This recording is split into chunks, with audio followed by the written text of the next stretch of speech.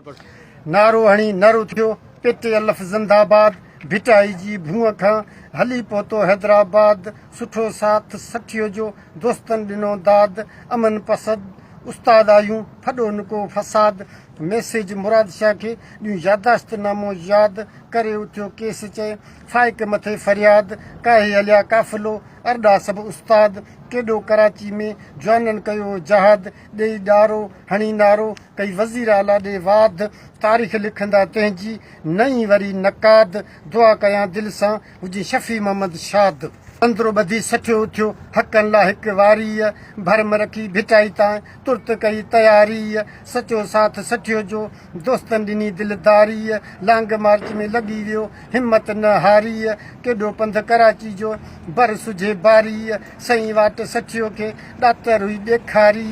notification निकिरण ताईं जंग रहंदी जारी पेटे अलफ़ सां पहिरीं पिर्त हुई पारी मटो टंडो मुड़ुस मंडो लिफन कई लाचारी छॾ ठटो वाट वठो संगत सभु सारी हणी नारो टिपियो घारो वाट न विसारी लंघी गघर उघी पघर शफ़ी न हई शुकारी पैची कराची प्रेस कयाई एड्रेस जे सभिनी खे सहमत पे सेखारी मास्तर आया मिठी खां हुई बादल खे बेकरारी वज़ीर आला ॾे वञण जी तॾहिं थी तयारी आंसू गैस उस्तादनि जा जल कया जारी शीलिंग थी शफ़ी ते वाटर कैनन वारी सीना सुपर सठियो रहियो वापसि विख न वारी लाठी चार्ज में लॻी